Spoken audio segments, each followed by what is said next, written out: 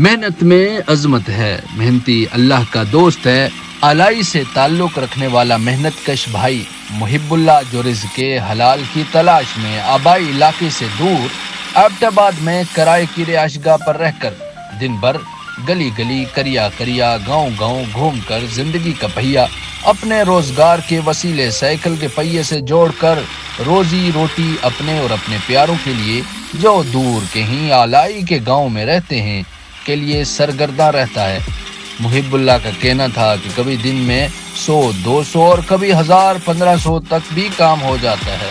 اللہ پاک محب اللہ اور اس جیسے جتنے بھی محنت کش اپنے رزق حلال کے لیے اپنے پیاروں سے دور پردیس میں ہیں ان کے رزق حلال کے وسائل کو بہتر کرے اور اللہ پاک ان کو بہترین رزق اور آسانیاں عطا فرمائے، آمین۔